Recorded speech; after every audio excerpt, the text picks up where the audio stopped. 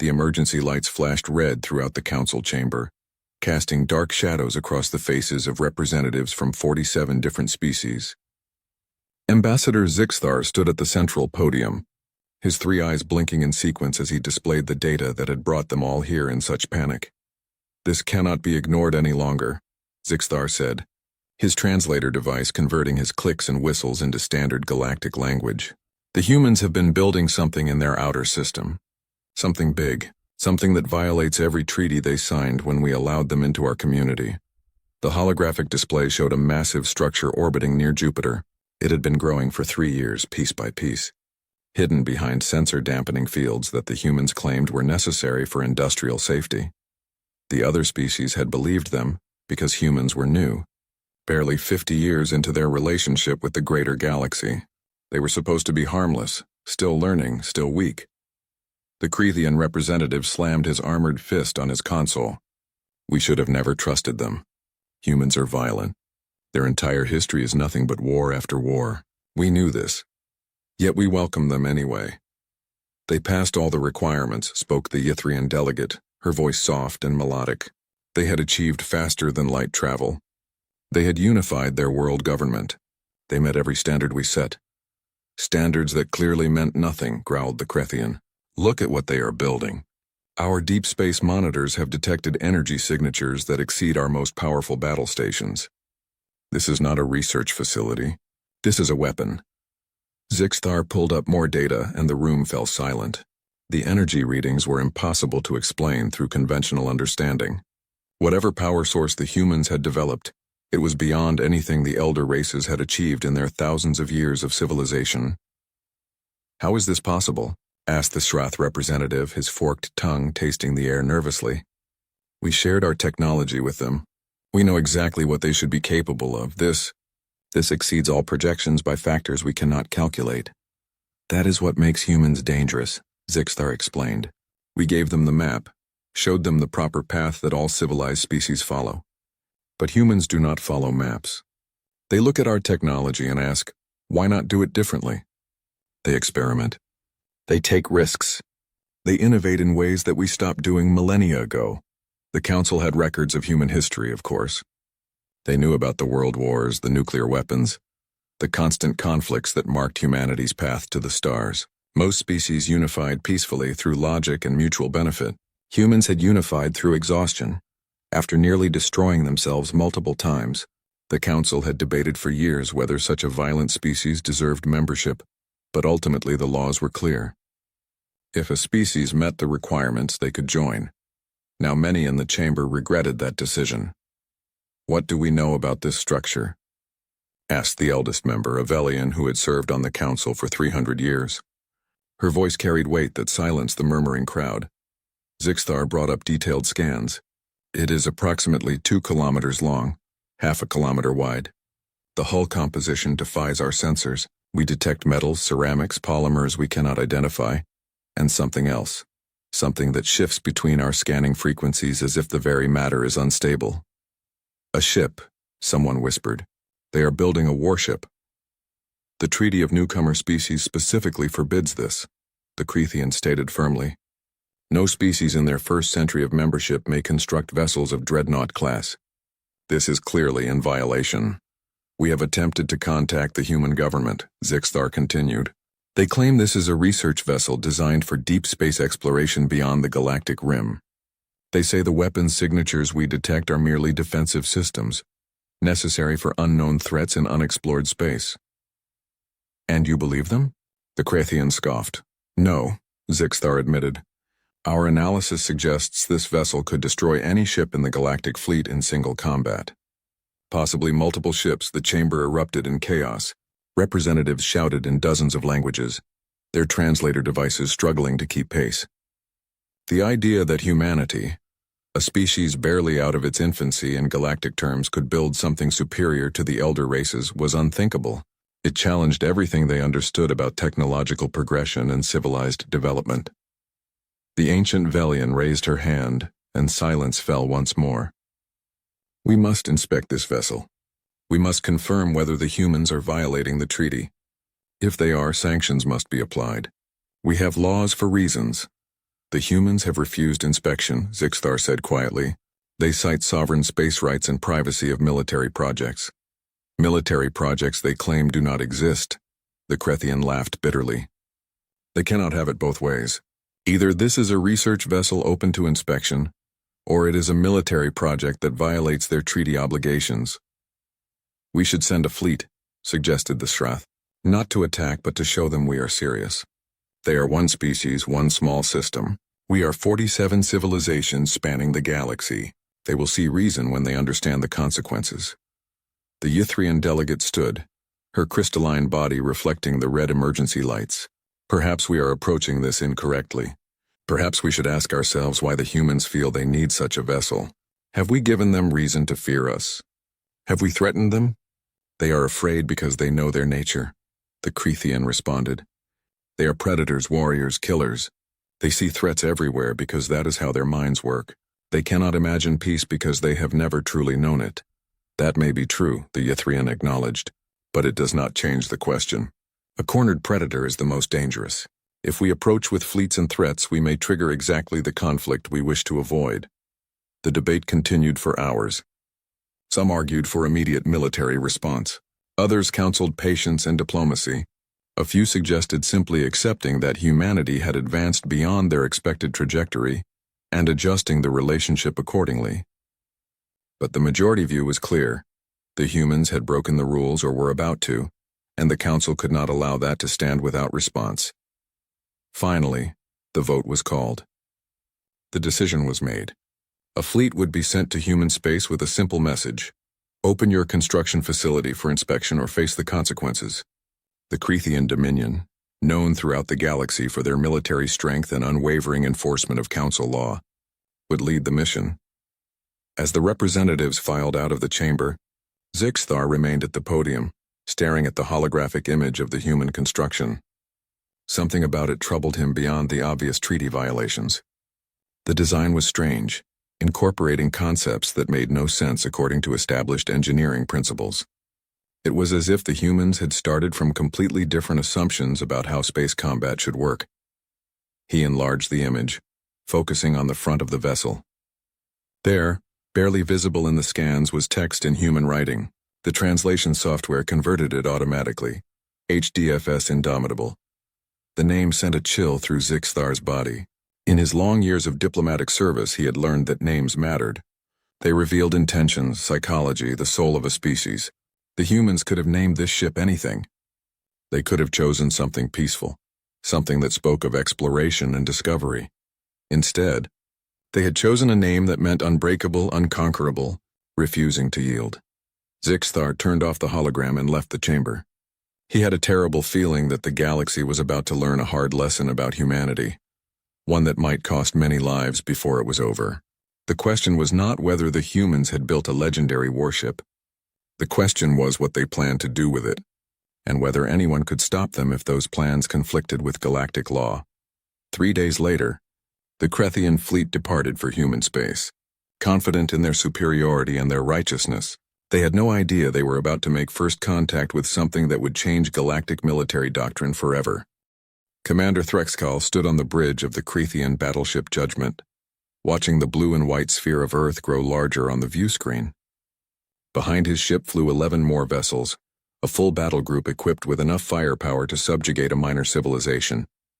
For this mission, it should be more than sufficient. Status report, Threxkal ordered, his mandibles clicking with satisfaction.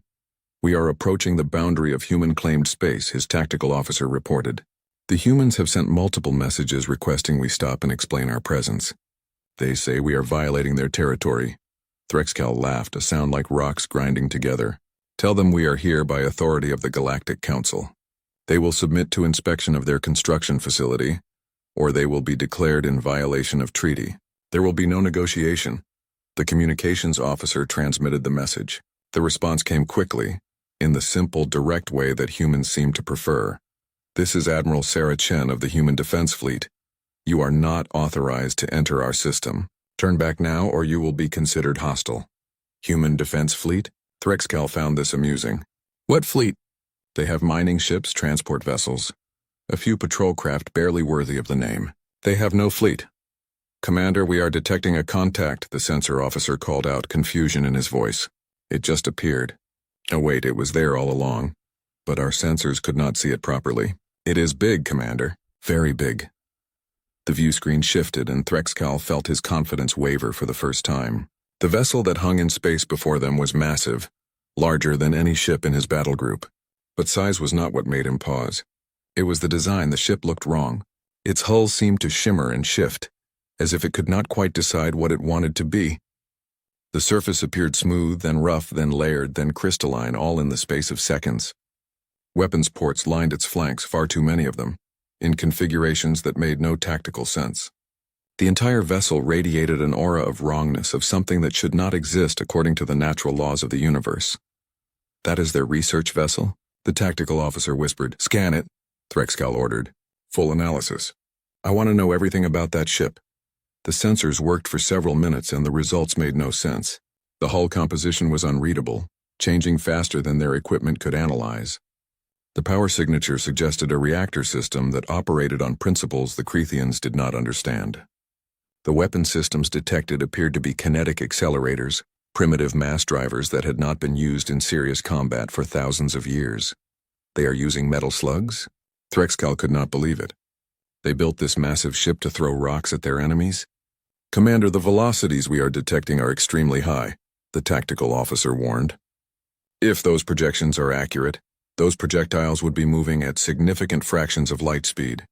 Impossible. No species can accurately target with kinetic weapons at those velocities. The calculations required would be beyond any computer system we know of. The human admiral's voice came through the speakers again. You have 10 seconds to begin turning around. After that, we will consider you hostile and respond accordingly. Threxcal had heard enough. These humans, these children who had barely learned to walk among the stars, dared to threaten him? Dared to threaten the might of the Crethian dominion? Enforcers of galactic law for 3,000 years? All ships, battle formation. Target that vessel. Prepare to disable propulsion systems. We will tow it back to Council space for inspection. Commander, perhaps we should... Execute my orders, Threxcal roared. The Crethian ships moved into attack formation, a maneuver they had practiced countless times, their plasma lance batteries powered up, capable of melting through any known armor. They had used these weapons to bring peace to a dozen rebellious worlds. They would work perfectly against one human ship, no matter how strange it looked. Fire. 12 plasma lances, each carrying the temperature of a small star, lanced across space toward the human vessel. The bridge crew watched with satisfaction. Nothing could survive that much concentrated thermal energy. The human ship did not dodge. It did not activate shields because their sensors showed it had no shields. The plasma simply struck the hull and vanished, absorbed or dispersed or redirected in ways the sensors could not track. The hull shimmered once, twice, and remained completely undamaged. What? Threxcal stepped forward, staring at the view screen. That is impossible. Nothing can just ignore that much energy. Commander, the human vessel is returning fire. The response was instant. The human ship's flanks lit up with dozens of weapons firing simultaneously. Not energy weapons, but physical projectiles. Chunks of metal accelerated to velocities that made them as deadly as any plasma beam. The targeting was perfect, absolutely perfect, each round aimed with precision that should not be possible. 3 Crethian cruisers took direct hits in the first second. The projectiles punched through their armor like it was paper. Through their internal compartments, through everything, creating perfectly straight tunnels of destruction that vented atmosphere and crew into space. The ships began tumbling, their propulsion systems shattered, their weapons offline, their crews dying. Evasive maneuvers. Threxcal shouted, but the human ship had already calculated where they would move. More projectiles followed, and more Crethian ships took critical damage. In less than 30 seconds of combat, half of Threxcal's battle group was crippled or destroyed. Return fire. All weapons, continuous bombardment. The remaining Crethian ships unleashed everything they had. Plasma lances, particle beams, missile salvos, everything. The space between the fleets lit up like a newborn star. Surely nothing could survive this. Surely. The human ship continued to absorb or deflect the energy weapons. The missiles that got close enough detonated, but the hull remained intact. And all the while, those terrible kinetic weapons kept firing, kept hitting, kept destroying Crethian ships with methodical precision. Commander, we have lost 7 ships. 4 more are heavily damaged. We cannot win this engagement. Threxkal stared at the tactical display, unable to comprehend what he was seeing. This was not possible. This was not how battles worked. The elder races had rules, understood limits, knew the boundaries of what technology could achieve. This human ship broke every rule, ignored every limit, and demonstrated technology that should not exist. "Retreat," he whispered. Then louder, "All ships retreat! Emergency jump now!" The surviving Krethian vessels turned and activated their faster-than-light drives, jumping away from the battle in random directions, following emergency protocols designed for exactly this kind of disaster. Threxkal's ship was the last to leave, and as it jumped, he watched the human vessel on his view screen. It did not pursue. It simply hung there in space, its hull still shimmering with that strange reality-defying quality. And then a message came through on all frequencies, broadcast in every galactic language. "We built this to protect ourselves. Leave us alone, and you have nothing to fear." The jump took them far from human space, to a rally point where the surviving ships could gather and assess damage. Threxkal looked at his crew, saw the shock and fear in their eyes. They had gone into battle confident, superior, righteous. They had encountered something that shattered that confidence in seconds. "How many?" he asked quietly. 7 ships destroyed, Commander. 4 badly damaged. Over 4,000 casualties, 4,000 dead. Against 1 ship. 1 human ship that had not even seemed to be trying very hard. Threxkal began composing his report to the Krethian High Command and the Galactic Council. He knew they would not believe him at first. He barely believed it himself. But the sensor logs were clear, the damage was real, and the message was unmistakable. Humanity had built something legendary, something that changed everything. And the worst part, the part that would terrify the galaxy when they learned of it, was that the humans had sent that final message. They could have destroyed the entire Krethian fleet easily. They could have pursued and eliminated every ship. But they had chosen mercy, which meant they were not mindless aggressors. They were strategic thinkers who understood that one battle was not a war, that killing could be a choice rather than a necessity. That made them so much more dangerous than any enemy the galaxy had faced before. The Krethian fleet limped home, carrying news that would shake the foundations of galactic civilization. The humans had not just built a powerful warship. They had built something that made the elder races question their own superiority, their own understanding of reality itself. And according to intelligence reports, this ship was not alone. The humans were building more.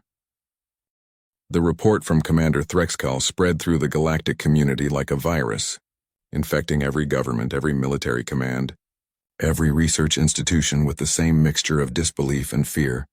Within days, every major power had dispatched their best scientists to analyze the sensor data from the battle.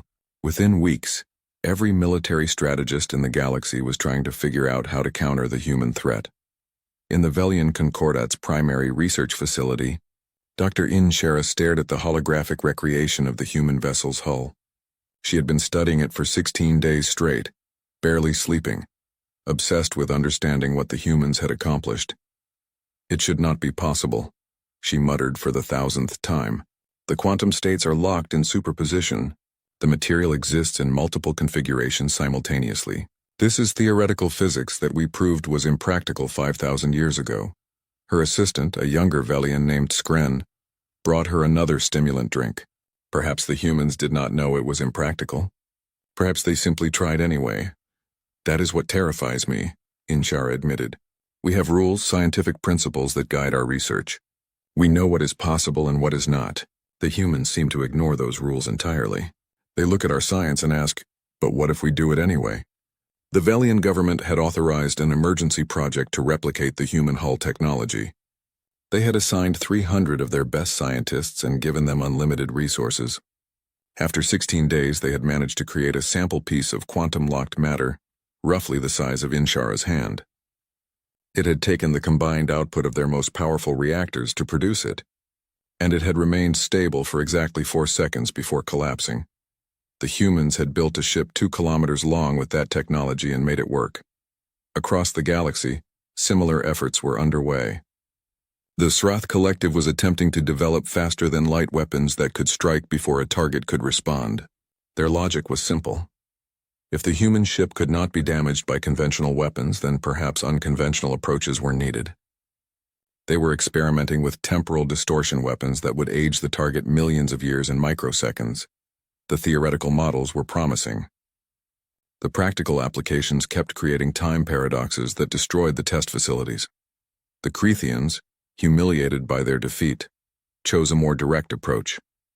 They could not replicate human technology, so they would simply build bigger fleets. If one human ship could defeat 12 Crethian vessels, then they would send 100, 1,000, however many it took. They began the largest military buildup in their history, pulling resources from social programs and civilian projects. The Galactic Council met again, this time in secret session. The public could not know how badly the elder races were panicking. The humans have released technical specifications, Zixthar announced to the gathered representatives. Limited information, but enough to confirm our worst fears. He displayed the data and the room fell silent. The human ship used something called quantum-locked matter framework, a technology that existed in a state of flux between multiple material configurations. Its weapons were magnetically accelerated projectiles, primitive in concept but equipped with artificial intelligence systems that predicted target movement patterns 3 seconds into the future. Its defenses were not shields at all, but micro-positioned armor plates that reconfigured faster than targeting computers could track. Why would they tell us this? The Ythrian delegate asked. Why reveal their secrets? Because they know we cannot replicate it, Zixthar said bitterly. They are demonstrating superiority. They are telling us that even knowing how they did it, we are not capable of doing the same. This is unacceptable, the Crethian representative growled. One species cannot be allowed to dominate the galaxy through military might. That is the exact situation the Galactic Council was created to prevent. Then perhaps we should have thought about that before we gave them access to our technology, the Srath suggested. We showed them our science, our methods, our understanding of the universe. They took that knowledge and built something better. We have no one to blame but ourselves. There is worse news, Zixthar continued. Our intelligence networks have confirmed that the Indomitable is not unique. The humans have 3 more vessels in late stages of construction. They are calling them Relentless, Defiant, and Unbroken. Another wave of shocked murmurs filled the chamber. 4 of these ships, someone calculated. If each one can defeat a dozen of our best vessels, it means humanity could defeat any fleet we send against them, Zixthar finished. And there are indications they plan to build more. Many more, the ancient Velian elder spoke, her voice heavy with resignation.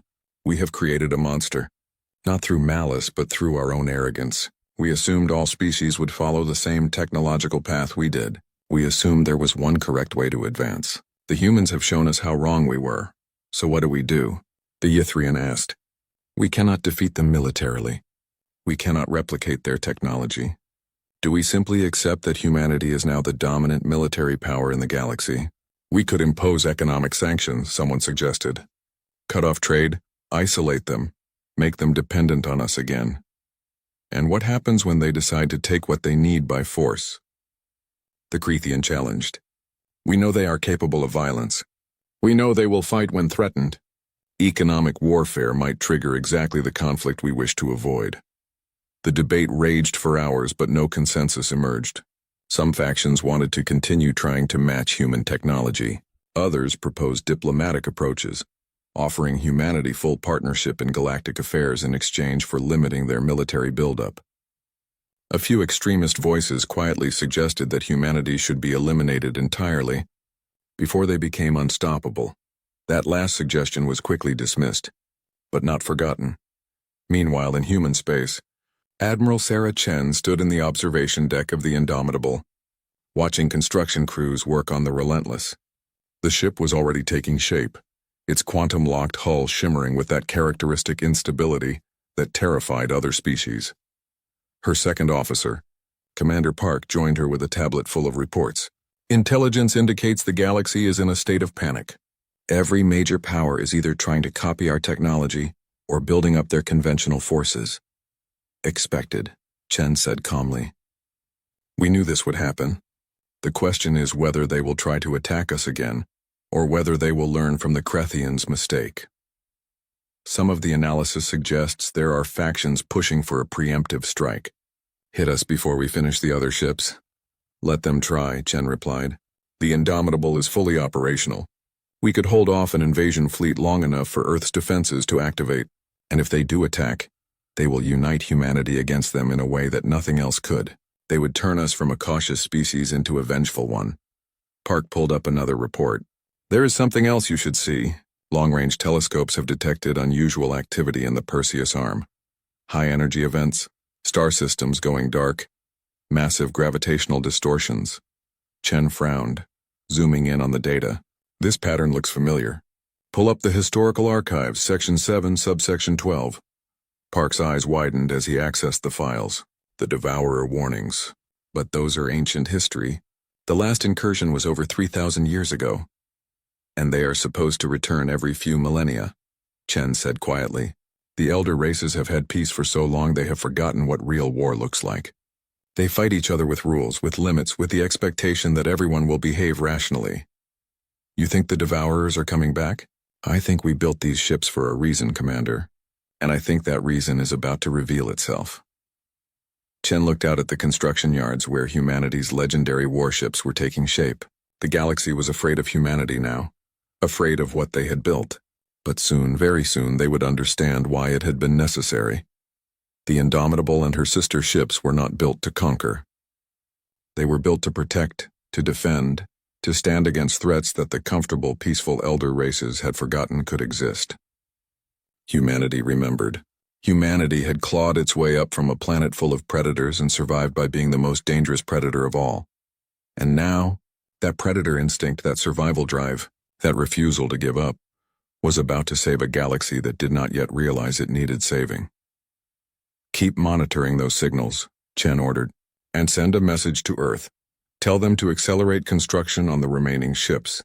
I have a feeling we are going to need them sooner than anyone expected. The warning came too late for anyone to properly prepare.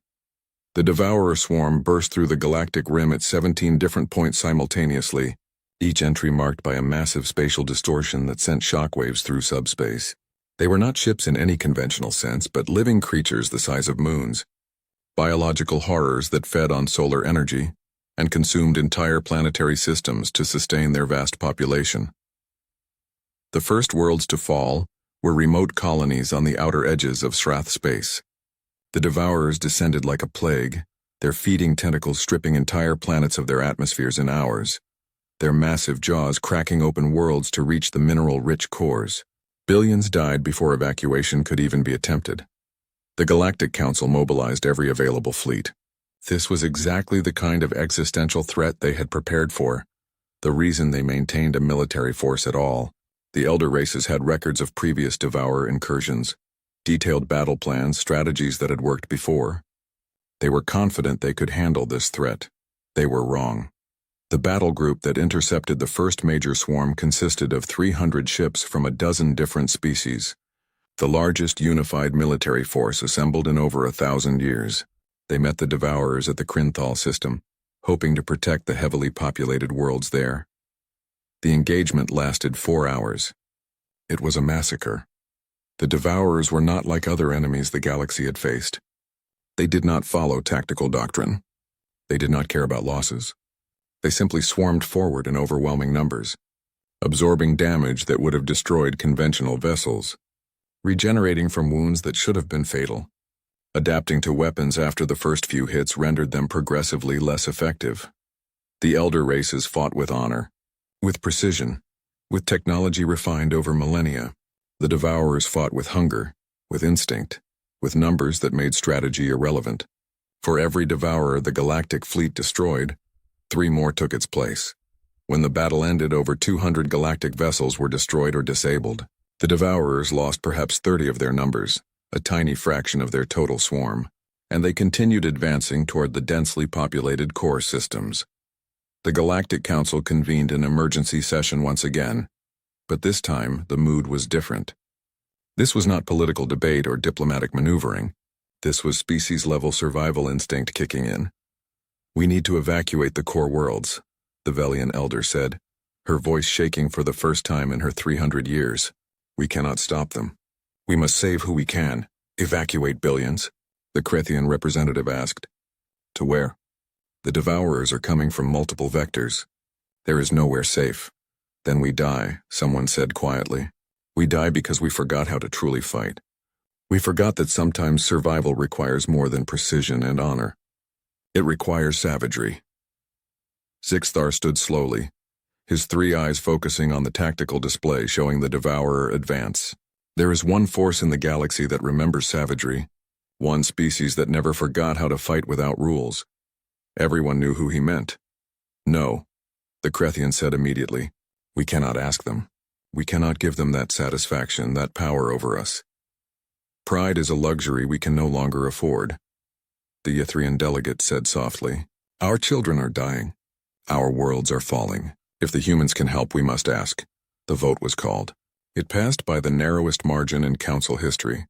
They would send a diplomatic mission to Earth, offering humanity anything they wanted in exchange for military assistance. Technology sharing, territorial concessions, full partnership in galactic governance, anything at all. The human response came within an hour.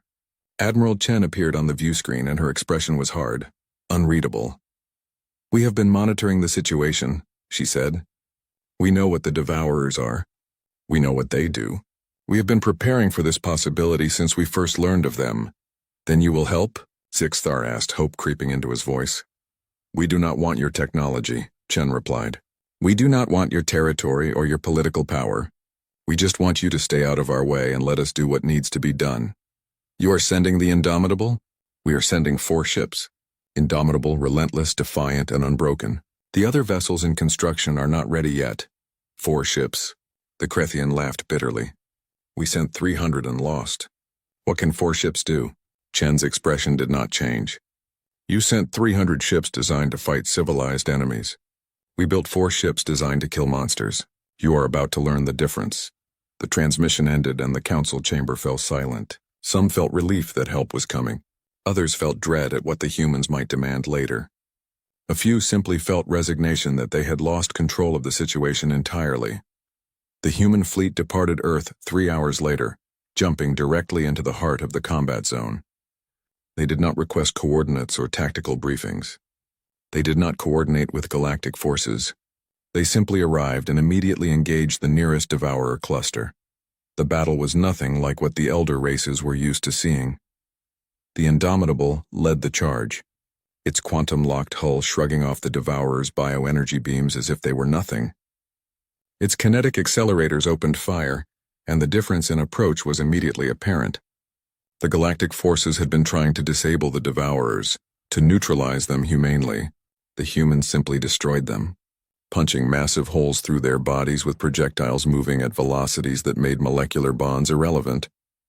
The Relentless moved in a pattern that made no tactical sense, until observers realized it was hurting the Devourers, pushing them into kill zones where the other ships could fire with maximum efficiency. The Defiant deployed what appeared to be nuclear weapons, crude explosive devices that no civilized species had used in thousands of years, but at yields and in configurations that turned entire swarms into expanding clouds of biological debris. And the Unbroken lived up to its name, taking damage that would have destroyed any other vessel and continuing to fight, its adaptive armor reconfiguring, its redundant systems keeping it operational even when over 30% of its hull was compromised. But it was the overall strategy that truly shocked the galactic observers. The humans were not trying to save every world. They were identifying the queen nodes, the central intelligence creatures that coordinated the swarm, and eliminating them with surgical precision. Once a queen node died, the Devourers it controlled became confused, disorganized, easy prey for follow-up strikes. They are using analysis, Dr. Inshara realized, watching the battle feeds. They are studying the Devourers in real time, learning their biology, their behavior patterns, and adapting their tactics constantly. This is not military doctrine. This is active problem-solving during combat. Within 12 hours, the humans had eliminated 3 major swarm clusters. Within 24 hours, they had reduced the Devourer presence in the core sectors by 40%. The elder races watching from their command centers could barely comprehend what they were seeing. How? The Krethian commander asked. How are they doing this? Because they do not fight like us, Zixthar replied, understanding finally dawning. We developed rules for warfare because we fought each other, and we all wanted to survive. We fight to win conflicts, not to exterminate enemies. The humans fight like the Devourers, with total commitment, with complete focus on eliminating the threat. You are saying they are savages? No, Sixthar corrected. I am saying they remember how to be savages when necessary. They can turn it on and off like a switch. They know when to be civilized and when to unleash violence. We forgot how to make that choice. The battle raged for 3 days across dozens of star systems. The human ships took damage, serious damage, but they continued fighting with a determination that bordered on recklessness.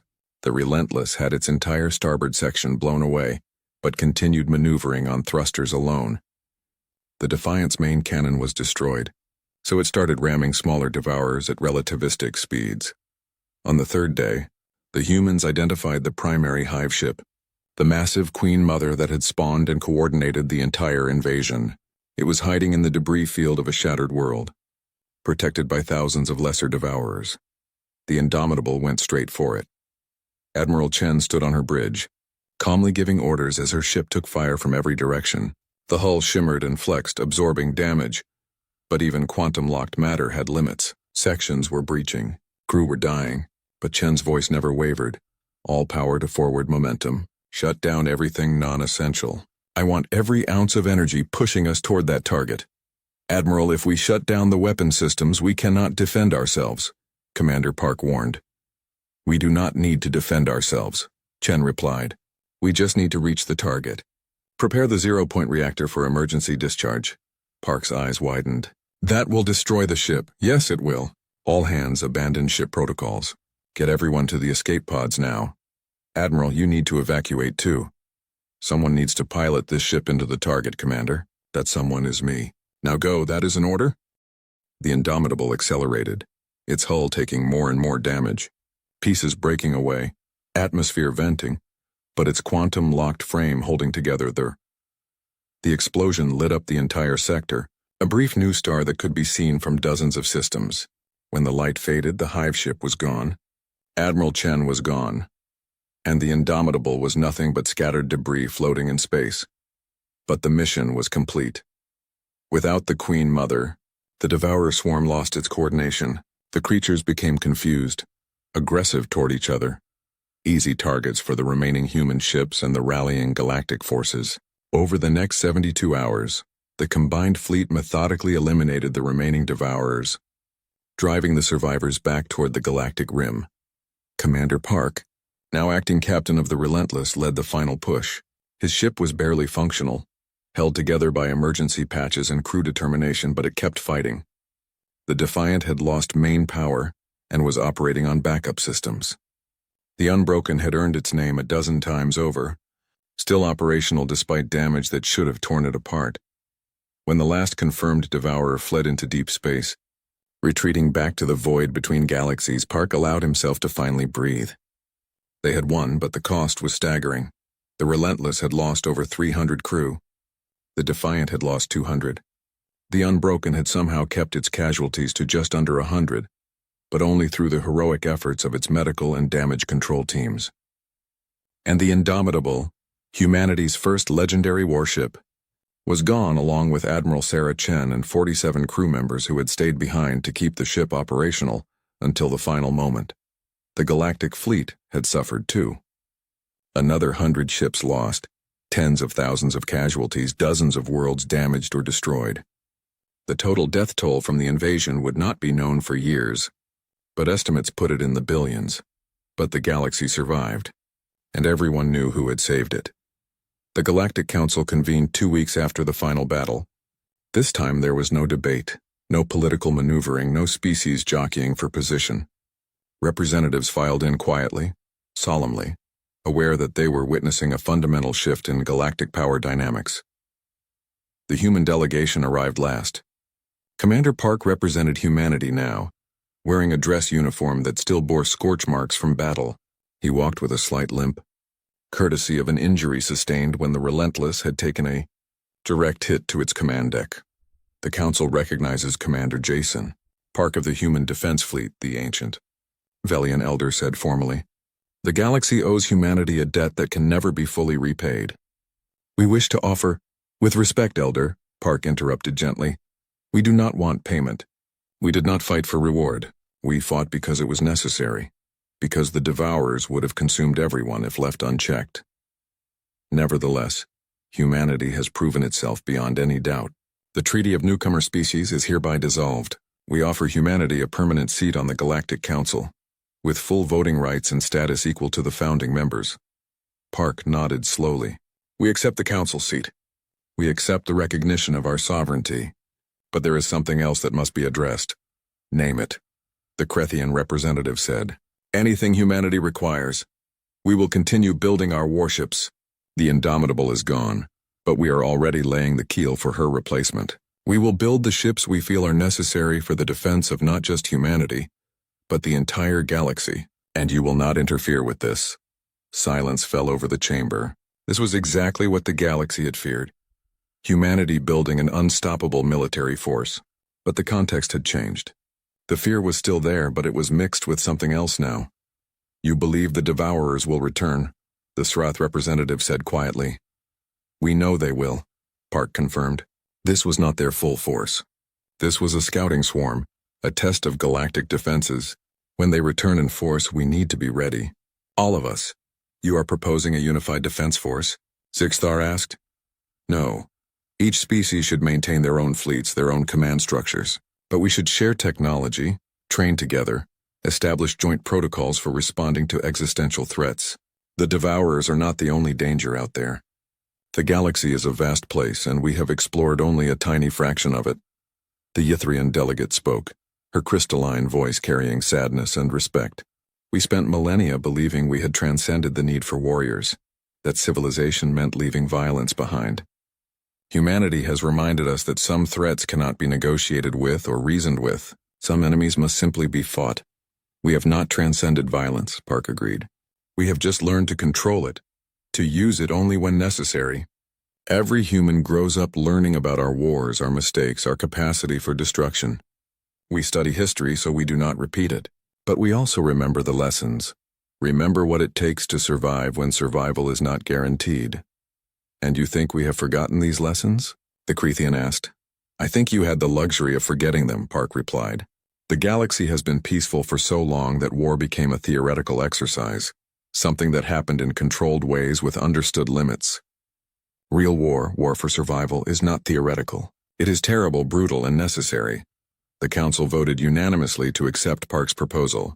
They also voted to grant humanity exemption from all military restrictions and acknowledged humanity's right to build whatever vessels they deemed necessary.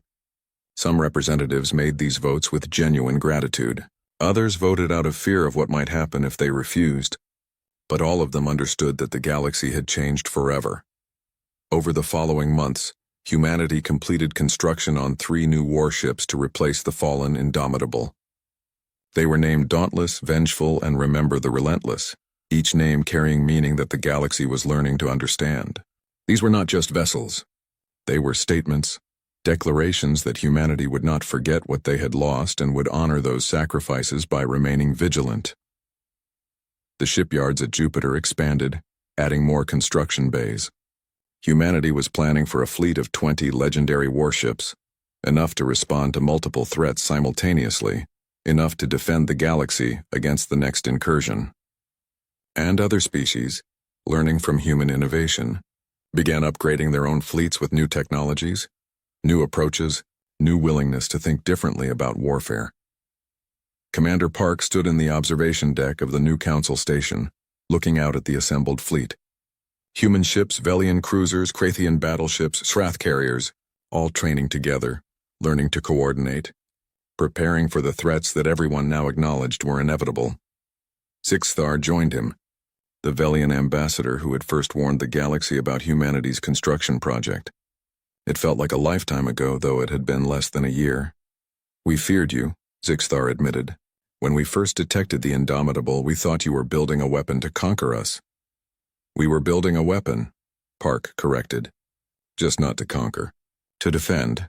The difference seems clearer now than it did then. Tell me, Commander, do you ever regret that humanity was forced to become warriors again? Your people had achieved peace on Earth. You could have stayed isolated, safe in your own system. Park thought about Admiral Chen, about the crew of the Indomitable, about all the humans who had died fighting an enemy that was not even targeting Earth specifically. He thought about the billions of aliens across the galaxy who were alive because humanity had remembered how to fight. Regret? He said finally. No.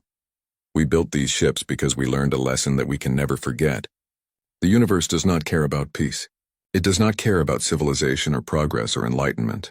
It simply exists, vast and dangerous and full of things that will kill you if you are not prepared. We can hope for peace, work for peace, cherish peace when we have it, but we must always be ready for war. A dark philosophy, Zixthar observed. A survival philosophy, Park corrected. Your people, all the elder races, you had peace for so long you forgot that it was not guaranteed. You thought the universe was safe because you made it safe in your little corner. We never forgot that beyond the light there is always darkness. And now you stand guard against that darkness. Not just us, all of us. That is what humanity wants, Ambassador. We do not want to rule the galaxy or dominate other species. We want partners, allies, friends who will stand with us when the next threat emerges. Because there will be a next threat. There always is. Far below the station. In the training yards, human and alien crews worked side by side, learning each other's languages, sharing combat techniques, building the relationships that would be crucial when the next crisis came. It was not perfect and old prejudices died slowly. But it was happening. The galaxy had freaked out when humans built a legendary warship. They had panicked, militarized, feared the worst. And then they had learned why that warship was necessary, why humanity's capacity for violence was not a bug but a feature, a survival trait that could protect everyone when wielded with wisdom. The Indomitable was gone, but her legacy lived on in every ship that bore a human name, in every joint training exercise, in every alien captain who studied human tactics and thought, maybe we can do it differently. The galactic SOS reached Earth. What answered was not salvation, Doctor. Yuki Tanaka had been staring at the same screen for 6 hours. Her eyes burned and her coffee had gone cold 3 times, but she could not look away. The pattern in the cosmic radiation was wrong. Not random noise like it should be. Something else. Something deliberate. Run it again, she said to her assistant Marcus Webb. They were alone in the monitoring station, floating in the observation module that orbited Neptune. Outside the windows, the ice giant turned slowly, beautiful and indifferent. Marcus typed commands into his console. The pattern appeared again on the main screen. Waves of radiation that pulsed in sequences too regular to be natural. It had taken weeks to notice, months to confirm. And now, after running every possible analysis, Yuki knew what she was looking at. It's a message, she whispered. Marcus looked up sharply. You're sure? 99%. Yuki pulled up another screen showing mathematical models. These intervals, they're not random. They're structured. Like language. The next 3 weeks became a blur. Yuki called in every expert she could find. Linguists, mathematicians, physicists. They worked in shifts, sleeping in the station's cramped bunks, eating freeze-dried meals without tasting them. The message was complex, layered with redundancy. Whoever sent it wanted to be understood. When they finally cracked it, Yuki felt her blood run cold. The message was not coming from one source. It was coming from thousands, all across a region of space 200 light-years wide. And every single transmission said the same thing. Help us. The Kethran Communion. That was what they called themselves. 17 different alien species living together in peace. They had been broadcasting into space for centuries, hoping to find others like them. Instead, they found death, the harvesters. That was what the Kethrans called the enemy. Machines that stripped entire planets bare. They consumed everything. Rock, water, air, and worst of all, living things. The Kethrans showed images in their message. Massive constructs descending on beautiful worlds. Green planets turning gray and then black. Cities crumbling. Populations fleeing. There was nowhere left to run. Why us? Marcus asked. He looked pale. They all did. Yuki pulled up the relevant section of the message. The translation was rough but clear enough. The Kethrans had detected Earth's radio signals decades ago. They had studied humanity from afar. They knew what humans were. What humans did? They say we are a violent species, Yuki read from the translation. Pre-contact. Dangerous. They have seen our history and our broadcasts. Our wars, our weapons. She paused, her throat tight. They are not asking for friends. They are asking for fighters. The message included technical data, schematics for faster-than-light travel, Power generation systems centuries beyond Earth's technology, navigation charts showing the way to Kethrin space, and coordinates. Dozens of star systems under attack. There was also a warning. If we fall, you are next. Help us or die with us. The United Nations Security Council met in emergency session. Yuki watched the proceedings on a video feed from Neptune Station. Every nation on Earth had a representative there. Every voice was raised. This could be a trick, said the Russian ambassador. We have no proof these aliens exist. The mathematics alone prove the message is artificial, countered the American representative. Something sent this. Someone needs help. And if we go? Asked the Chinese ambassador. We take our warships to another star system and fight someone else's war? This is madness. The debate raged for hours. Some called it humanity's chance to join a galactic community. Others called it suicide. But one fact kept coming back. The FTL technology. The Kethrins had given humanity the stars. The question was whether humanity would use that gift to save them or just to save itself. The vote was close. 12 nations in favor, 9 against. 4 abstaining. Humanity would answer the call. Admiral Marcus Okonkwo received his orders 3 days later. He was to lead the expeditionary fleet. 12 warships, the newest and deadliest vessels Earth had ever built. 50,000 personnel, soldiers, engineers, medics, scientists. The best humanity had to offer. Okonkwo stood on the bridge of the carrier Victory as his fleet assembled in orbit around Mars. He was a tall man, 60 years old, with gray in his hair and scars on his hands from the resource wars. He had fought in the African conflicts. He had seen what humans did to each other when resources ran low. He knew exactly what kind of species humanity was. All ships report ready, sir, said his executive officer, Commander Liu. Okonkwo nodded. He opened a fleet-wide channel. 50,000 people waited for his words. We are about to do something no human has ever done, he said. His voice was steady, calm. We are going to travel faster than light. We are going to meet alien species. And we are going to fight a war that is not ours. He paused. The Kethrins asked for help because they think we are violent, dangerous. They are right. We are. But we are also the species that travels into the dark when someone calls for help. We are the species that fights not because we want to, but because someone has to. Today we become more than human. We become what the galaxy needs. The fleet jumped. Okonkwo watched Earth shrink in the viewport, the blue planet that had given birth to humanity. The world of wars and peace, love and hate, beauty and horror. He wondered if he would ever see it again. The FTL drive engaged. Space twisted. Reality bent. The stars stretched into lines and then vanished.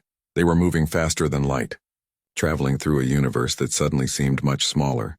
The journey to Epsilon Eridani would take 6 weeks. 6 weeks to prepare. 6 weeks to train. 6 weeks to decide what kind of saviors humanity would be. In his private quarters, Okonkwo reviewed the Kethrin message again. He studied the images of the destroyed worlds. He read the desperate pleas for help. And he read the part that most people had missed. The part that had been buried in technical data. We know what you are. We know what you have done to each other. We are afraid of you. But we are more afraid of them. Please, we have no one else to ask. Okonkwo closed his eyes. He thought about his grandfather, who had fought in the wars of the 21st century. His grandfather had told him once that there were 2 kinds of soldiers. Those who fought because they loved war, and those who fought because they loved what war protected. Okonkwo had always been the second kind. He just hoped the Kethrins would understand the difference. The fleet moved through the darkness between stars. 50,000 humans traveling toward a war they did not start, toward species they had never met, toward an enemy they did not understand. But they were coming, and the galaxy was about to learn what it meant to call Earth for help. The human fleet dropped out of FTL into chaos. Alarms blared across every bridge as sensors came alive with data. Okonkwo gripped the arms of his command chair and watched the tactical display fill with contacts. Hundreds of them. Ships, stations, and something else. Something wrong. 3 planets in this system, Commander Liu reported. Her voice was tight. All 3 under attack. The main screen showed the view. Okonkwo had seen many terrible things in his life. This was worse. Massive black constructs surrounded the nearest planet like a swarm of insects. They were geometric. Perfect angles and smooth surfaces. Beautiful in the way a blade was beautiful. They descended in groups, landing on the surface. Where they touched, the planet changed. Green continents turned gray. Oceans darkened. The atmosphere itself seemed to dim. "My God," someone whispered. "Contact incoming," said the communications officer. Frequency matching Catherine's specifications. "Put it through," Okonkwo said. The being that appeared on the screen was not human. It had 4 arms, delicate and thin. Its head was wide with large eyes that reminded Okonkwo of a prey animal. Its skin was pale blue and covered in fine scales. When it spoke, the translator turned its sounds into words. "You came," it said. The emotion in its voice was clear even through translation. Relief. Desperate, overwhelming relief. "You actually came." "I am Admiral Marcus Okonkwo of Earth's Expeditionary Fleet," Okonkwo said. "We received your message. We are here to help." The alien's eyes widened. It made a sound that the translator marked as crying. "I am Council Member Thessar of the Kethran Communion. We are dying. The harvesters have taken 8 of our worlds. 3 more are falling now. We thought no one would answer." "Take me to your leadership," Okonkwo said. "We need to plan." The Communion flagship was like nothing humans had ever built. It was a crystal structure that somehow held air and generated gravity. Light flowed through it like water. It was beautiful, peaceful, completely useless for war. The council chamber held representatives from 17 different species. Some had fur. Some had scales. Some were shapes that Okonkwo's brain struggled to process. They all looked at him with the same expression. Hope mixed with fear. "Thank you for coming," said the council speaker. She was from a species called the Velen. She had 6 limbs and moved like a cat. "We know what you are. We have seen your history. We know you fight each other, kill each other. But we need that now. We need violence." "Show me the enemy," Okonkwo said. They showed him everything. Recordings of harvester attacks. Technical scans.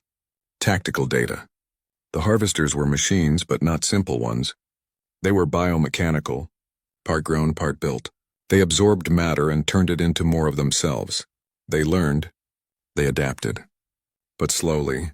"They are optimized for harvesting," said a Kethran scientist. "Not for combat. We have defended ourselves successfully many times, but they always come back. More of them. Endless waves. We cannot keep fighting forever." Okonkwo studied the data with his tactical officers. They saw what the Kethrans could not. The harvesters fought like machines. Predictable patterns. Optimal solutions. They expected prey to run, not fight back. They had never fought predators. "We can beat them," Okonkwo said. The council chamber went silent. "You are certain?" asked the speaker. "You see," Okonkwo pulled up a battle plan. "Your ships are designed for exploration. For beauty. Ours are designed to kill. Your weapons are precise, surgical. Ours destroy everything in an area. You fight to minimize casualties. We fight to win." He looked at the council. "You asked for warriors. This is what warriors do." The Battle of Kethros Prime began 12 hours later. The human fleet dropped out of FTL directly above the planet. Harvester constructs filled the space around them. Massive hulks that turned to face this new threat. They scanned the human ships. Calculated threat levels, determined optimal response. They calculated wrong. "All ships," Okonkwo said. "Weapons free." The Victory launched its missiles. Hundreds of them. Simple chemical rockets with nuclear warheads. Crude technology by Kethran standards. Barbaric even, but effective. The first wave hit the nearest harvester construct. The nuclear explosion vaporized a section of its hull. It tumbled, atmosphere venting. It tried to stabilize. The second wave hit while it was still reeling. Then the third. The harvester construct broke apart. "Target destroyed," Liu reported. She sounded shocked. "Next target," Okonkwo said calmly. The battle lasted 6 hours. Human ships moved in ways the harvesters did not expect. They took damage and kept fighting. They rammed when they ran out of ammunition. They used tactics that the Kethrans called suicidal. The Kethrans called them effective. When it was over, the space around Kethros Prime was full of debris. Harvester constructs floated in pieces.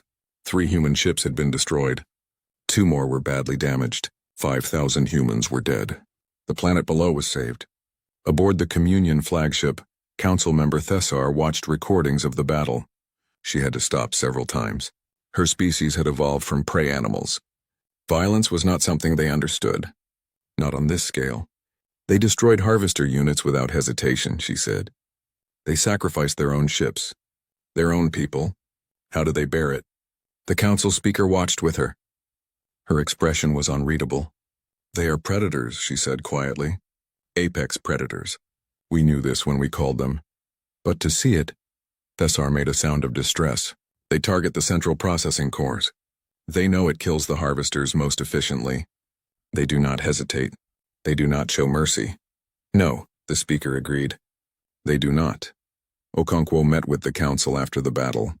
They thanked him, praised him, celebrated the victory, but he could see the fear in their eyes. The way they looked at him and his officers, like dangerous animals that might turn on them. You are troubled, Okonkwo said to the speaker. She hesitated, then nodded. You fight with such efficiency, such coldness. You lost 5,000 of your people. You do not seem to mourn. We mourn, Okonkwo said, but not yet. Not while the battle continues. He looked at the data displays showing other systems under attack. You asked us to come here and fight. To stop the harvesters. That is what we will do. But you need to understand something. War is not clean. It is not beautiful.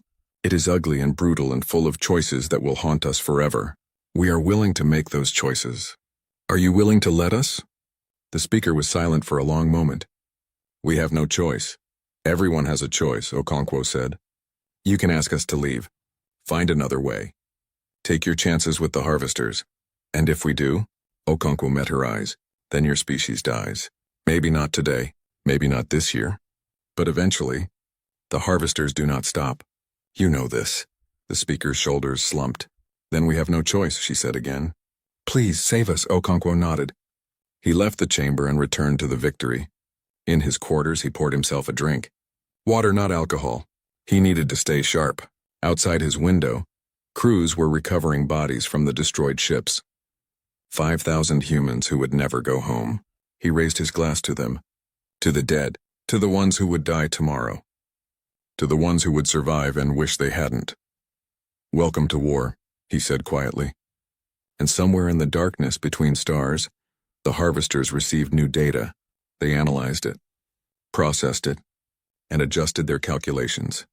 They had found something interesting. The galactic SOS reached Earth. What answered was not salvation 6 months. That was how long humanity had been fighting the harvesters. 6 months of blood and fire and victory. 8 star systems liberated. Hundreds of harvester constructs destroyed. The Kethran Communion was calling it a miracle. Okonkwo was calling it suspicious. They're learning, he said to his senior staff. They were gathered in the briefing room of the Victory. On the wall, tactical displays showed the latest battle reports. Look at these patterns. 3 months ago, harvesters would engage any target equally. Now they focus on our ships. They avoid Kethran vessels and go straight for us. Commander Liu nodded. We've noticed it too. They're also using new tactics, feints, ambushes, things we haven't seen before.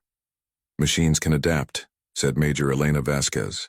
She commanded the fleet's marine contingent. But this feels different. Like they're specifically studying us. They are, said Dr. James Kovach. He was the fleet's intelligence officer, a thin man with dark circles under his eyes. He had been studying harvester communications for months. I've been analyzing their transmissions. There's a language there, complex, very old. Okonkwo leaned forward. What are they saying? I'm not sure yet, but I'm starting to think the harvesters aren't just machines. They might be remnants of something older, something that chose to become machines. Before anyone could respond, alarms sounded. The Victory's AI spoke in its calm voice. Distress signal detected. UNSS relentless requesting immediate assistance. Multiple harvester boarding parties detected. Okonkwo was moving before the sentence finished. Battle stations. Get me Captain Chen. The Relentless was a destroyer, smaller than the Victory but fast and deadly. Or it had been. Now it was drifting, its engines dark. On the screen, Captain Sarah Chen's face was covered in blood. They're inside, she said. Her voice was steady despite everything. Breach the hull in 4 places. We've sealed sections, but they're adapting to our defenses. We need reinforcement. Hold position, Okonkwo said. Help is coming. The Victory arrived 20 minutes later. 20 minutes that felt like hours. Vasquez led the boarding team personally. 50 Marines in powered armor, carrying weapons designed to function in zero gravity. What they found inside the Relentless was a nightmare. The harvesters had sent infiltrator units, not the massive constructs from space battles. These were small, fast, and intelligent. They moved through the ship's corridors like liquid metal. They killed efficiently, precisely, but Chen's crew had fought back. The corridors were painted with blood and machine fluid. Bodies floated in the zero gravity, human and harvester both. The crew had used everything. Guns, knives, their bare hands. Some sections had been deliberately decompressed, sucking harvesters into space. Other sections had been flooded with coolant, freezing them solid. Vasquez found Chen on the bridge. The captain had a makeshift bandage around her head and a plasma cutter in her hands. 3 dead harvesters lay around her. "Captain," Vasquez said. "You held." Chen looked at her. There was something in her eyes that Vasquez recognized. She had seen it in mirrors after bad fights. "We held," Chen said. "But they learned. Each wave adapted to our defenses. By the end, they were predicting our tactics. It was like fighting something that studied us while we fought. The Relentless was saved, but barely. 40% casualties. The ship would need months of repairs, and the crew would need longer." That night, Kovac finished his translation breakthrough. He called Okonkwo to his office and showed him the results. "The harvesters are communicating constantly," Kovac said. "Ship to ship. Construct to construct. I've decoded enough to understand the basics." He pulled up a translation on his screen. "They're not just fighting us. They're analyzing us. Every tactic we use, every weapon we deploy, they record and study." "Why?" Okonkwo asked, though he thought he knew. "Because they're not trying to defeat us. They're trying to understand us." Kovac looked pale. "I found something else. References to previous species. The Kethrans aren't the first to call for help. Others have sent distress signals before. And others have answered. What happened to them?" Kovac was quiet for a moment. "The harvesters don't just consume resources. They consume information, knowledge, tactics. They're looking for something, and I think they might have found it in us." He pulled up another translation. This one made Okonkwo's blood run cold. "Candidate species identified. Optimal aggression levels. Innovation rate exceptional. Recommended action. Sustained engagement for maximum data collection. Authorization granted for adaptive response." "They wanted us to come," Okonkwo said quietly. "Yes. The attack on the Kethrans was bait. They knew the Kethrans would call for help. They were waiting for someone like us to answer." Okonkwo stood and walked to the window. Outside, human ships patrolled the darkness. Good ships. Good crews. Fighting a war they thought they understood. "Keep this quiet," he said. "I need to think." But the next day, Kovac received another transmission. This one was directed specifically at the Victory. At Okonkwo, the Harvester Collective was speaking to him directly. "Admiral Marcus Okonkwo of Earth, we acknowledge your presence. We acknowledge your capacity for destruction. You have provided valuable data. You will provide more. We thank you for the enrichment," the message continued. It was not a threat. It was worse. It was appreciation. "Your species demonstrates optimal characteristics. Aggression paired with innovation. Willingness to sacrifice paired with adaptability. You are the first to damage our forces significantly. You are the first to interest us. Continue. We wish to learn more about humanity." Okonkwo read the message 3 times. Then he called an emergency meeting of the senior staff. "We need to tell the Kethrans," Vasquez said after hearing everything. "Tell them what?" Okonkwo asked. "That the enemy they asked us to fight was waiting for us? That every battle we win gives them more information about how we think, how we fight. We need to consider withdrawal," Liu said. "If we're playing into their hands, we can't withdraw," Kovac interrupted. "The harvesters have our genetic signature now, our technological profile. If we leave, they'll follow us. Eventually, they'll come to Earth." The room fell silent. "So we're trapped," Vasquez said. "Fight and give them data, or run and lead them home." Okonkwo looked at each of them. His people. His responsibility. "There's a third option. We finish this. We don't just beat them. We annihilate them completely, no survivors. No data left to analyze." "That would require total war," Liu said. "No restraint. No mercy." "Yes," Okonkwo agreed. "It would require us to become exactly what the harvesters think we are. Maybe worse." He stood.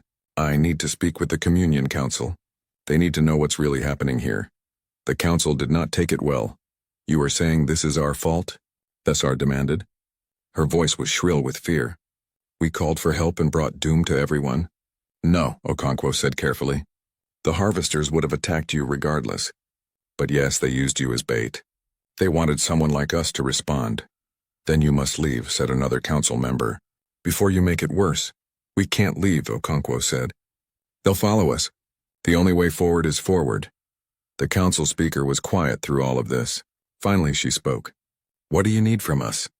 Authorization for total warfare. No restrictions on weapons. No concerns about collateral damage. We hunt down every harvester construct and destroy it. You are asking us to unleash you, the speaker said. Completely. Yes. She looked at the other council members. They looked back with fear in their eyes. Not just fear of the harvesters anymore. Fear of humanity too. Do it, the speaker said. Save us, whatever it takes. Okonkwo nodded and left. In the corridor outside he found Vasquez waiting. We're really doing this? She asked. Yes, Okonkwo said. We are becoming the monsters they fear. Because sometimes the only thing that can stop a monster is another monster. And after? Vasquez asked quietly. After we kill them all. What do we become then? Okonkwo had no answer for that. The galactic SOS reached Earth. What answered was not salvation. 6 months. That was how long humanity had been fighting the harvesters. 6 months of blood and fire and victory. 8 star systems liberated. Hundreds of harvester constructs destroyed. The Kethran Communion was calling it a miracle. Okonkwo was calling it suspicious. They're learning, he said to his senior staff. They were gathered in the briefing room of the Victory. On the wall, tactical displays showed the latest battle reports. Look at these patterns. 3 months ago, harvesters would engage any target equally. Now they focus on our ships. They avoid Kethran vessels and go straight for us. Commander Liu nodded. We've noticed it too. They're also using new tactics, feints, ambushes, things we haven't seen before. Machines can adapt, said Major Elena Vasquez. She commanded the fleet's marine contingent. But this feels different. Like they're specifically studying us. They are, said Dr. James Kovach. He was the fleet's intelligence officer, a thin man with dark circles under his eyes. He had been studying harvester communications for months. I've been analyzing their transmissions. There's a language there, complex, very old. Okonkwo leaned forward. What are they saying? I'm not sure yet, but I'm starting to think the harvesters aren't just machines. They might be remnants of something older, something that chose to become machines. Before anyone could respond, alarms sounded. The Victory's AI spoke in its calm voice. Distress signal detected.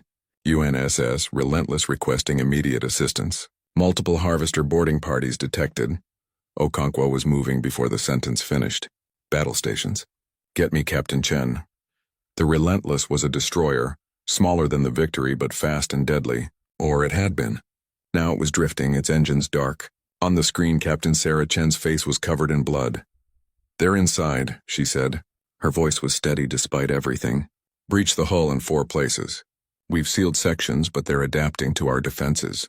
We need reinforcement. Hold position, Okonkwo said. Help is coming. The Victory arrived 20 minutes later. 20 minutes that felt like hours. Vasquez led the boarding team personally. 50 Marines in powered armor, carrying weapons designed to function in zero gravity. What they found inside the Relentless was a nightmare. The harvesters had sent infiltrator units, not the massive constructs from space battles. These were small, fast, and intelligent. They moved through the ship's corridors like liquid metal. They killed efficiently, precisely, but Chen's crew had fought back. The corridors were painted with blood and machine fluid. Bodies floated in the zero gravity, human and harvester both. The crew had used everything. Guns, knives, their bare hands. Some sections had been deliberately decompressed, sucking harvesters into space. Other sections had been flooded with coolant, freezing them solid. Vasquez found Chen on the bridge. The captain had a makeshift bandage around her head and a plasma cutter in her hands. 3 dead harvesters lay around her. Captain, Vasquez said. You held. Chen looked at her. There was something in her eyes that Vasquez recognized. She had seen it in mirrors after bad fights. We held, Chen said. But they learned. Each wave adapted to our defenses. By the end, they were predicting our tactics. It was like fighting something that studied us while we fought. The Relentless was saved, but barely. 40% casualties. The ship would need months of repairs. and the crew would need longer. That night, Kovac finished his translation breakthrough. He called Okonkwo to his office and showed him the results. The harvesters are communicating constantly, Kovac said. Ship to ship. Construct to construct. I've decoded enough to understand the basics. He pulled up a translation on his screen. They're not just fighting us. They're analyzing us. Every tactic we use, every weapon we deploy, they record and study.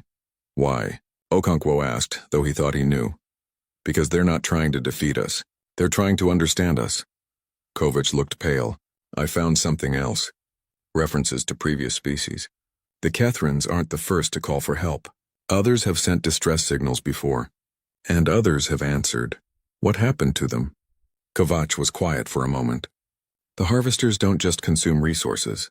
They consume information, knowledge, tactics. They're looking for something, and I think they might have found it in us. He pulled up another translation. This one made Okonkwo's blood run cold. Candidate species identified. Optimal aggression levels. Innovation rate exceptional. Recommended action. Sustained engagement for maximum data collection. Authorization granted for adaptive response. They wanted us to come, Okonkwo said quietly. Yes. The attack on the Kethrans was bait. They knew the Kethrans would call for help. They were waiting for someone like us to answer. Okonkwo stood and walked to the window. Outside, human ships patrolled the darkness. Good ships. Good crews. Fighting a war they thought they understood. Keep this quiet, he said. I need to think. But the next day, Kovac received another transmission. This one was directed specifically at the Victory. At Okonkwo, the Harvester Collective was speaking to him directly. Admiral Marcus Okonkwo of Earth, we acknowledge your presence. We acknowledge your capacity for destruction. You have provided valuable data. You will provide more. We thank you for the enrichment, the message continued. It was not a threat. It was worse. It was appreciation.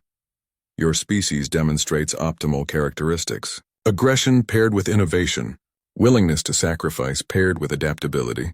You are the first to damage our forces significantly. You are the first to interest us. Continue. We wish to learn more about humanity. Okonkwo read the message 3 times. Then he called an emergency meeting of the senior staff. We need to tell the Kethrans, Vasquez said after hearing everything. Tell them what? Okonkwo asked. That the enemy they asked us to fight was waiting for us? That every battle we win gives them more information about how we think, how we fight? We need to consider withdrawal, Liu said. If we're playing into their hands, we can't withdraw, Kovac interrupted. The harvesters have our genetic signature now, our technological profile. If we leave, they'll follow us. Eventually, they'll come to Earth. The room fell silent. So we're trapped, Vasquez said. Fight and give them data or run and lead them home. Okonkwo looked at each of them. His people. His responsibility. There's a third option. We finish this. We don't just beat them. We annihilate them completely, no survivors. No data left to analyze. That would require total war, Liu said. No restraint. No mercy. Yes, Okonkwo agreed. It would require us to become exactly what the harvesters think we are. Maybe worse. He stood. I need to speak with the Communion Council. They need to know what's really happening here. The council did not take it well. You are saying this is our fault? Thessar demanded. Her voice was shrill with fear. We called for help and brought doom to everyone. No, Okonkwo said carefully. The harvesters would have attacked you regardless. But yes, they used you as bait. They wanted someone like us to respond. Then you must leave, said another council member. Before you make it worse. We can't leave, Okonkwo said. They'll follow us. The only way forward is forward. The council speaker was quiet through all of this. Finally, she spoke. What do you need from us? Authorization for total warfare. No restrictions on weapons. No concerns about collateral damage. We hunt down every harvester construct and destroy it. You are asking us to unleash you, the speaker said. Completely. Yes. She looked at the other council members. They looked back with fear in their eyes. Not just fear of the harvesters anymore. Fear of humanity, too. Do it, the speaker said. Save us, whatever it takes. Okonkwo nodded and left. In the corridor outside, he found Vasquez waiting. We're really doing this? She asked. Yes, Okonkwo said. We are becoming the monsters they fear. Because sometimes the only thing that can stop a monster is another monster. And after?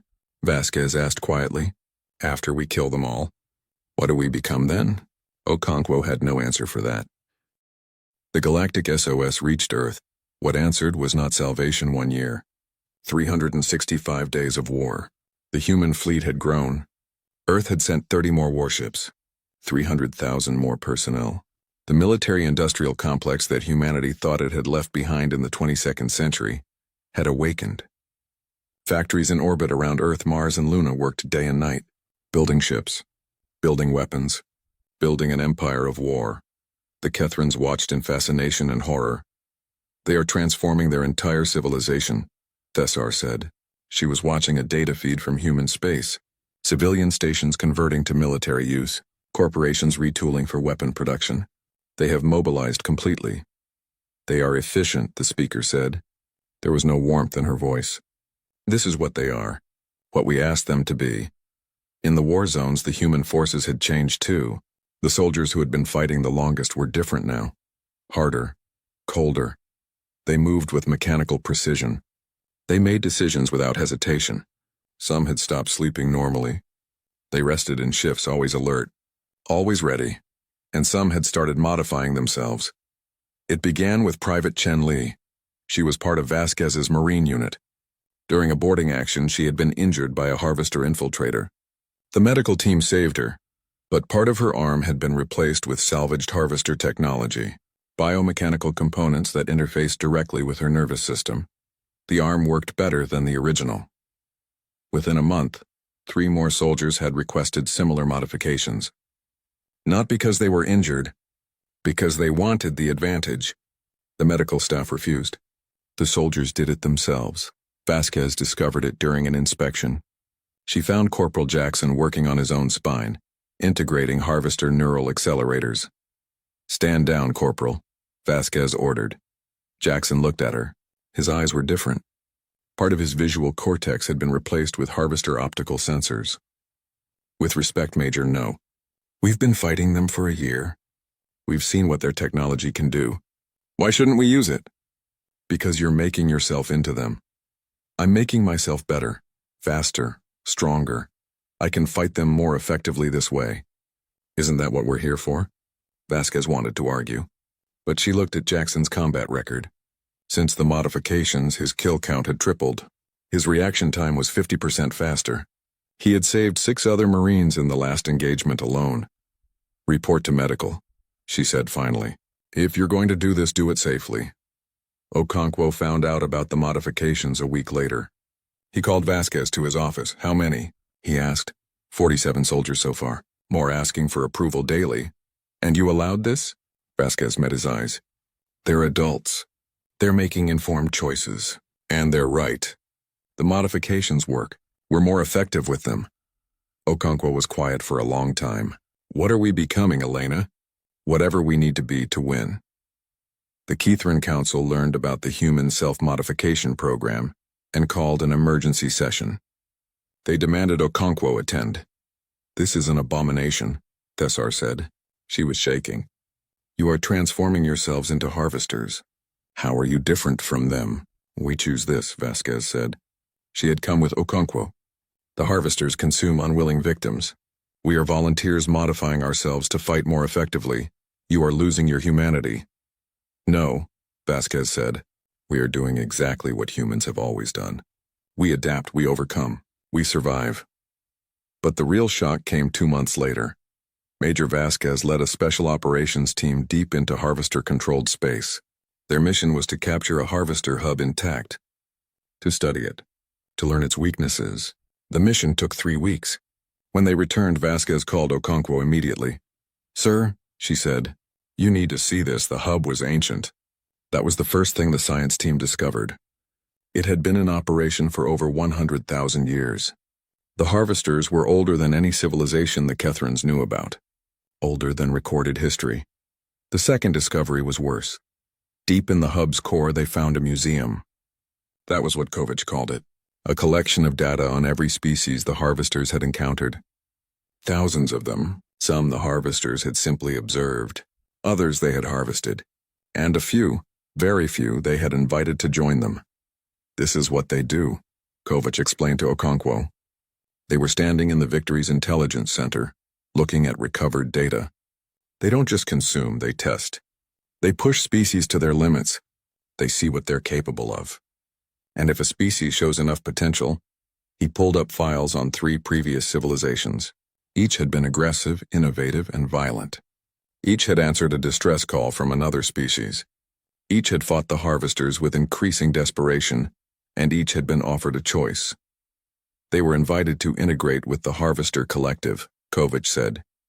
To become part of something eternal, most refused. Those species were annihilated. But some accepted. Their knowledge, their capabilities were absorbed into the Harvester Collective. We're being tested, Okonkwo said. Yes. Everything we've done, every tactic, every innovation, every modification, the Harvesters have been studying it. They're seeing if humanity is worthy. Worthy of what? Of joining them? Of becoming part of their evolution? Okonkwo felt sick. How long have you known this? I confirmed it today, but I've suspected for months. Kovach looked exhausted, haunted.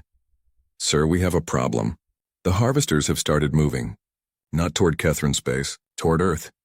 The tactical display showed it. Harvester forces breaking off from the front lines, regrouping, moving in a direction that pointed straight at Sol system.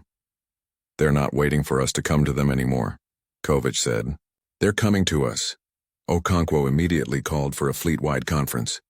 Every captain, every senior officer, the Kethrin Council was included. The situation has changed, Okonkwo said. The Harvesters are moving toward Earth. We have perhaps 6 months before they arrive at Sol. We need to end this war before then. How? Asked Captain Morrison of the carrier Defiance. We've been fighting for a year. We've destroyed hundreds of their constructs. They keep coming back. Because we haven't found their origin point, Okonkwo said. Every hub we destroy is just an outpost. Somewhere, there's a central nexus. A core, we find it. We destroy it. We end this. And if we can't find it? Asked Commander Liu. Then we die, Okonkwo said simply. Because I will not let the Harvesters reach Earth. I will not let them test humanity like they tested the others. We end this, here now. The Kethrin Council was silent. Finally, the speaker spoke. We never should have called you, she said. Her voice was soft, full of regret. We thought we were summoning saviors. We summoned something else. You summoned humans, Okonkwo said. This is what we are, what we have always been. We fight, we adapt, we survive. And when something threatens our home, we destroy it, no matter the cost. Even if the cost is your own humanity. Okonkwo thought about the soldiers with harvester modifications, about the civilians back on Earth working in weapons factories, about what humanity was becoming to win this war. Yes, he said. Even then, Thessar stood up. Her hands were shaking. Then you are no different from them. You are monsters. Just like the Harvesters? Maybe, Vasquez said. She had been quiet until now. But we're your monsters. You called us. You asked for this. You don't get to regret it now. The Kethrin Council left the conference in silence. Okonkwo watched them go. He knew what they were thinking. They had called for help and received something they could not control. Something that frightened them almost as much as the Harvesters. They were right to be frightened. Sir, Liu said quietly, are we really going to do this? Hunt down the Harvester Nexus and destroy it completely? Yes, Okonkwo said. We are going to find their heart, and we are going to cut it out. And if they offer us the choice, integration? Immortality? Okonkwo looked at her. Then we refuse. And we burn them all. He hoped he meant it.